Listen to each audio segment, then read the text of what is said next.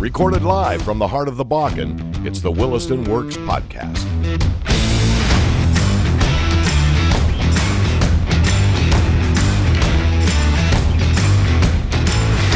Welcome to the Williston Works Podcast, brought to you by the City of Williston. Williston Works brings you in-depth discussions with the entrepreneurs, small business owners, and investors who are getting it done in Williston, North Dakota.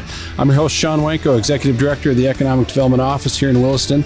And today's guest, we have Kenley Nabeker. He's the Regional Director for Technical Programs and Training at TrainND Northwest. One thing I want to point out, let's talk a bit about TrainND, Kenley, because I don't think a lot of people know about it. It's been a vital asset for us in economic development. I believe we even won an International Economic Development Award in 2015 for the partnership with TrainND that to help get this facility built. Beautiful facility. But let's jump in a little bit. Tell me a little bit about yourself first, and then let's go into what TrainND is. Okay. Well, as far as myself, I'm originally from Idaho, son of a potato farmer, if you can believe that. But I came here to Williston through a really strange amount of circumstances. Graduated in secondary education, was going to be a basketball coach for the rest of my life, and knew that teaching was the best way to make that happen. And graduated with my degree in 2008, right when the recession really hit Idaho real hard.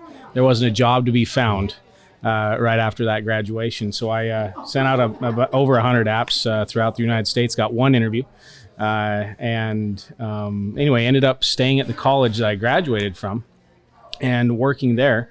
And Dr. Miller, the former president of Williston State College, just happened to be working there as well. And we gained a relationship, and I started teaching some classes, some distance classes in history and government for him. And next thing I know, we built a good relationship. We coached together a few times as well. Yeah.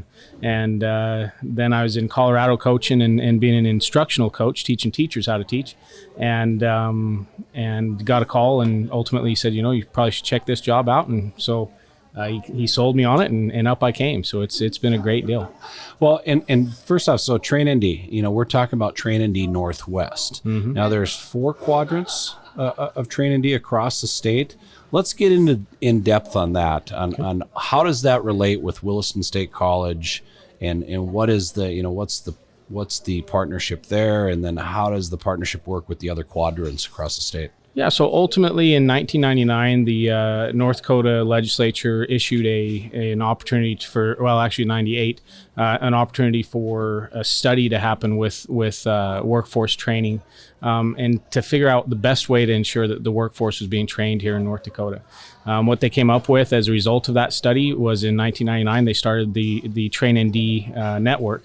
And ultimately it's 4 different quadrants that's each connected to a junior college, and is housed within that junior college. The relationship between those colleges and the TrainNDs varies depending on the quadrant. One of the key components of the TrainND system is that you need to be reactive to the needs in that region, right? And so no TrainND is the same, right? What we focus on is different than what the one connected to Bismarck State focuses on, or the one connected to Wahpeton focuses on. So we're really set up to be able to be connected and responsive to what industry needs are in that particular area. And I think we see that a lot, specifically when I go out to TrainND, the oil and gas sector. You guys are doing a ton of the OSHA safety training out there, and as well as a lot of hands-on training that would relate to the oil and gas industry. I think you even got a CDL program out there. I see the TrainND truck kind of going around town. I mean, it's all things that are very vital. And one thing we talk about with the podcast is we started doing these podcasts 4 years ago. We're in our 4th year. It's been exciting. We won an award last year through the Mid-America Economic Development Council in marketing for this podcast. And the viewership has just been crazy. But what we're trying to reach investors and developers that are out there, and show them what we have in Williston, to say, hey, come here, set up shop. We've got the resources for you. There's a tremendous amount of economic opportunity out here. And, with you sitting here today, it's a bit different, because a lot of times I'm talking small business, mm-hmm. but what we have here as a resource with TrainND is we're talking big players, because mm-hmm. you guys can train the people. And that's one of the big things that come up all the time is workforce development. and how do we get to people to fill the positions if we were to come out here? So we've got it right in our backyard. We've got a world-class training facility that's out there. And so if you're an entrepreneur or a developer, it's something you really want to look at, because it's there. What sort of relationship, when we talk about the business community that's out there currently right now, what sort of relationship do you guys have with TrainND? What do they ask from you the most? Well, I think that in the oil and gas industry in particular, they really focus on technical needs and safety needs, right? And so we kind of have two tracks at TrainND, technical training where we get the people the skills that they need to be successful in their job, and then safety training where we get them the knowledge and the skills necessary to come home safe at the end of the day. Yep. And that's really the focus that we see from oil and gas and a lot of other business as well. When we start moving into the small businesses and some of the other smaller players in the area, so to speak, it's more like leadership training and computer-based training and things like that they're trying to find ways to get people quick turnaround, small skills. And we try to be as responsive as we can to that type of stuff. On some other sides of training, we've touched a lot on the oil and gas industry. I know you guys offer something along the lines of CNA training as well, some first aid training. There's no secret out there. We've got what potentially could be a $200 million project coming with a clinic and hospital, a regional clinic and hospital. How will that affect you? How will you guys be able to help Sanford Health and when they come into this market? Ultimately, from the non-credit bearing side, we're able to do just about anything that Sanford wants to do as long as we can do it sustainably, right? From the CNA perspective, the state's been short CNAs forever, but really got hit hard during the COVID era, and when so many CNAs were being put into quarantine and things like that, there was just a huge shortage. As a result of that, we created what was called a fast track program, and so we were actually able to turn somebody around from start to finishing and having their CNA in 3.5 weeks, get them completely done and into the workforce that quickly. That's a pretty cool thing, and we've put in about 70 people into the workforce in the past year using that fast track program, ultimately almost eliminating that shortage of CNAs here in our region. The rest of the state continues to suffer with shortages of CNAs, but we are actually close to caught up here, and we continue to move out about 12 per month with that. And so it's really a nice system and something that we're pretty proud of moving forward. Other than that, customized training for Sanford Health and for any other health organizations makes absolute sense. And then the nice piece is the connection with the college, right? So someone can move from taking our CNA program, for instance, and very easily move into the nursing program or any other health-related program at the college very naturally, and usually we can provide some credit for prior learning on the backside of that. So, well, and you point that up too. I mean, tremendous opportunity from a regional standpoint when we talk about, we're just talking about Sanford, but you've got CHI out there, you've got McKenzie County, you've got Trinity, all of them can take advantage of this. And I go back to workforce development is such a huge deal for everybody. They're all wondering where they're going to get people, skilled labor or skilled technical areas of expertise, where they're going to get these people. And again, you guys are just kind of working and just churning it out and getting it done. Jumping over to one thing I'll tell you, you and I spent a lot of time this last legislative session. Specifically, you did the lion's share working with Senator Beckett on this, but this goes back to, we talked last year on season 3 of the podcast about the Vantis network.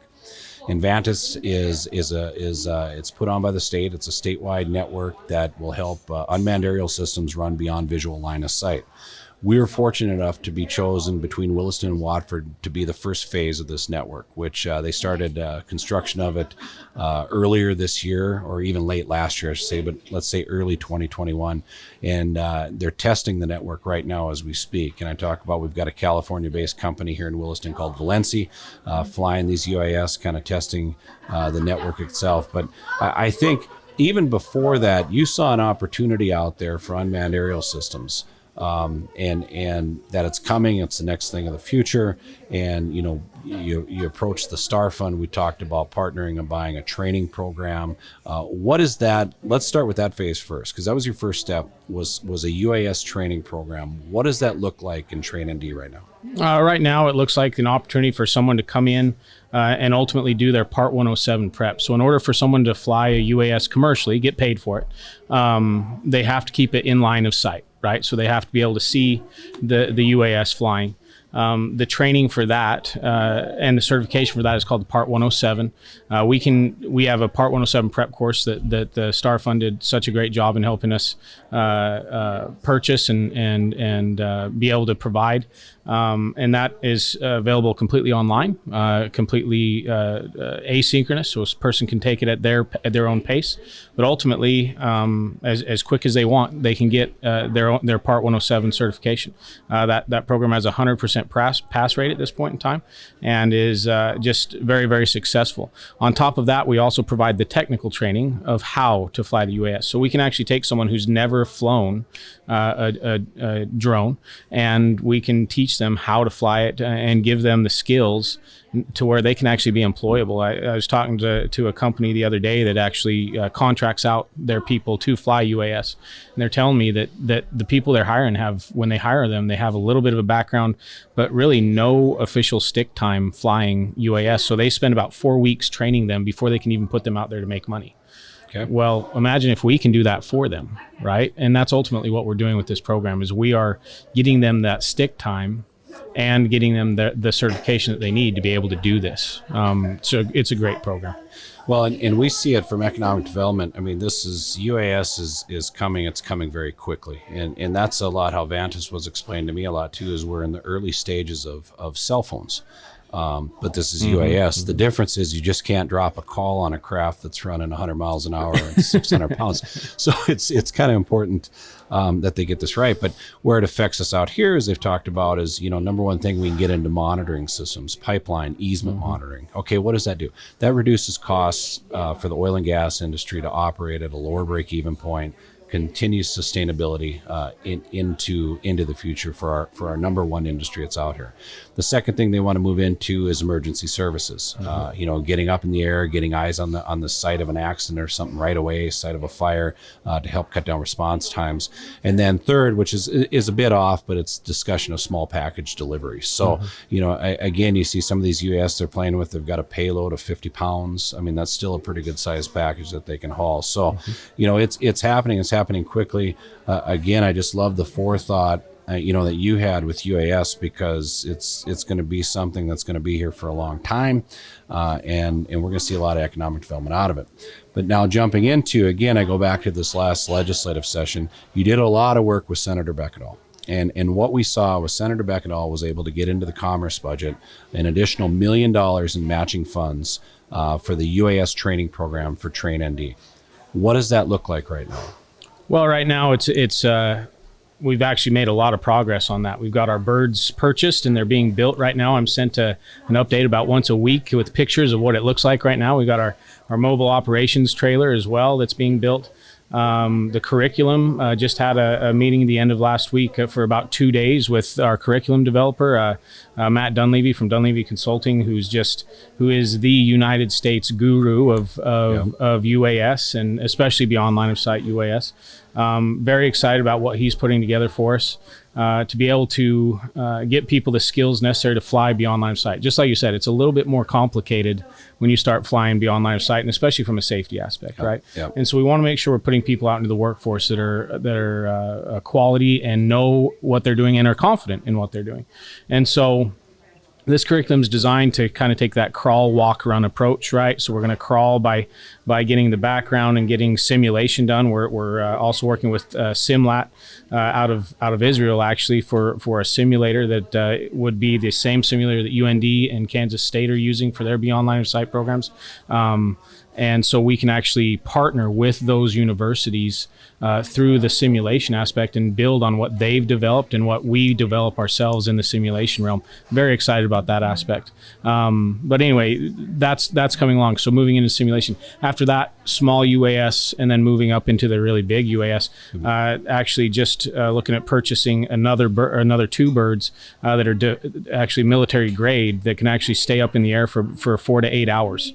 And really excited about those. They're catapult launched, so they're not vertical takeoff like our other birds are, but really, really exciting to be able to look at flying something for 4 hours straight, and all of the many possibilities that we can take advantage of economically here in the area. Hey, what a tremendous opportunity when we talk about unmanned aerial systems. It's an emerging technology. A lot of people say, well, why Williston, why North Dakota? And the answer is pretty simple: is it's our rural nature. And so when you're testing these things, you're not dealing with a lot of people when you're flying over the prairie or anything like that. You've got a lot of wide open spaces, to really refine this technology. So the opportunity is here. And I point that out a lot. I mean, if there's any, you got entrepreneurs out there, they want to do UAS, they want to play around with beyond visual line of sight. We'll figure out something in Williston, to help them get going, or figure out some place where they can kind of test this out. I mean, TrainND is well on track, with this program to kind of help them out as well. So it's a pretty exciting thing, I think, for us. It is. It's not very often that you get to be proactive when it comes to workforce needs, right? So many times, normally companies come to you and say, we need this, and we need it yesterday, right? And I don't blame them, but that's usually the way that it goes. In this particular situation, we are a little bit behind the 8 ball because we know that workforce need is coming, but we're actually being as proactive as I think anybody possibly could be as far as providing a workforce that will be ready to go as this technology is ready to go. And so very exciting there. We going back and talking about workforce, and I'm seeing this quite a bit, specifically in our restaurant and retail sectors. Looking at coming into Williston, a lot of the new, let's say, store concepts, there's a lot more automation in them. They're going away from trying to cut down on the amount of employees they need. And I mean, it's because the challenge is, just everybody needs employees. And skilled labor is getting worse. It's getting harder to find, I believe, out there. When we look at TrainND, what does the future of training look like for you guys in terms of, let's say, skilled labor and the demand for that? Well, I think it looks very good. There's a reason that when I first came here, I was so focused on safety, because that's what really I was super passionate about when I got here, and I'm still very passionate about it. But the technical skills training is really, all the safety training in the world. If a person doesn't know how to do the job, it doesn't do them any good, right? And so there's so much opportunity there for people, and so much within TrainND. We have so much capability to help someone gain the skills to go to work confidently. We have so many different areas, and that's one of the things that I'm so passionate about at this point in time is with the UAS, with the automation program that we've apprenticeship that we've got up and going, with so many other aspects. Even the CDL training and the crane training that we do. All of those are about getting people skills to get them to work, to get them a better job than what they had before, right? And that's what gets me up and going every morning. I'm excited because I'm helping somebody's life get better. When I pull up to a stoplight, I can look to the right or the left, and I don't know if I've been a part of helping that person's life be better, right? There's a chance that it happened. Not many jobs you can say that exactly to, right? And so that's really exciting to me. But the future, it's so bright at TrainND. I mean, there's so many things. The biggest goal that Dr. Miller gave me when I came here was to future-proof TrainND. Was to make it to where TrainND will always be sustainable. It will always be here for industry needs. And that's my goal. And the only way to do that is to diversify, right? And so as entrepreneurs come in, as companies come in and they have workforce needs, my goodness, please come to me, because we need to diversify TrainND to make it even that much more sustainable than it already is. We've reached that point where I'm confident in the sustainability of TrainND. It's going to move forward in perpetuum for quite some time. But we want to continue to diversify in order to, number one, meet the workforce needs, but number two, also ensure TrainND is always there. Well, and I want to emphasize that if you're a company that's out there listening right now, that I get that question quite a bit. They say, somebody's coming in, they're going to manufacture widget A. It requires this sort of technical skill set and training. And you'd mention yourself, if it's a program that can be sustainable and it's got some longevity to it and stuff like that, you can tailor about anything you need to help meet that for the company itself. So if you're a company out there and you're not pulling the trigger because you're worried about workforce development, you got to give Kenley a call or give me a call, because I think we can address that and we can figure that out. There's going to be a lot of opportunity here. Absolutely. So. As I've told my people when I first came in, I told them, I don't care if people are asking us how to build Barbie dolls. We'll train them how to build them, as long as we can do it sustainable and it's responsive to what workforce needs. Right. Well, I tell you what, I'm not going to go into that business because my daughters have broken some of theirs and I haven't been able to fix them. So I have crying daughters and I'm staying out of the Barbie doll building business. So, a couple final thoughts. I want to leave you with the last word on this. When we look at Williston, I go back. Here's why I love Williston. I was born and raised here, but I love Williston because I just love watching the entrepreneur and the developer. They get out there, they get an idea, they run with it. I love seeing success, and that's economic development. We maybe help off the front end a little bit, maybe help with some low interest loans or something, but after that we kick them out of the nest and watch them kind of grow and be very successful. And I love that. I think there's a huge future in Williston. I think we're going to see a lot of growth. What does it look like to you? I couldn't agree more. I think that's what I love. Both me and my wife have mentioned this multiple times. When we drove up here sight unseen, just took the word of Dr. Miller that it was a great place, and we just drove up. We came from a town in Colorado that was completely reliant on coal mining, and was literally dying in front of us. There was another business, at least one business, leaving each week, and it was just difficult to see. Right? And we came up here and we drove into town, and you could see the infrastructure and the energy and the excitement. You could feel it as you drove into town. I'm not a touchy-feely person, but you can literally feel it. It's palpable. And that's what we love about Williston, is there's just so much potential. It's weird for a coach to be talking about potential, because they say potential is a coach killer, but there's so much potential here in Williston, and you can literally feel it, and that's what we love about it. We just, there's so many things that we could do, that others can do, that TrainND can do to help. I mean, there's just so many things. We just need to know what they are and find a way to make them happen. Yeah, I couldn't agree more as well. I mean, you think about, if you're out there and you're looking at Williston, North Dakota on the map, you're probably, if you don't know a lot about the community, you're probably not thinking much about it. But I'll tell you what, I mean, you can really make a good life for yourself and some opportunity. You can really grow your business in this community as well. People want to learn more about TrainND. Where do I send them? Just send them to our website. We're connected to the Williston State College website, so there's a nice little tab for TrainND under the Williston State College website, and that's probably your best bet. Or just get a hold of me, contact me directly. So I love talking about TrainND. I'll give them your personal cell number. How's that? Do it. Yeah, heaven knows that I don't let it sleep. So yeah, I love it. So send them my way. Excellent. Well, Kenley, we thank you so much. I mean, here's to many years of success with TrainND. I think we're going to see a good year going into 2022 and beyond. So thanks again for being on the show today. Thanks, Shawn. Thank you for your support. Also, thanks again for listening to today's episode of the Williston Works Podcast. This is brought to you by the City of Williston. Please like and subscribe for more interviews and content. And to learn more about Williston, North Dakota, visit cityofwilliston.com. I'm Shawn Wenko, Executive Director of the Economic Development Office here in Williston, and we will see you next time.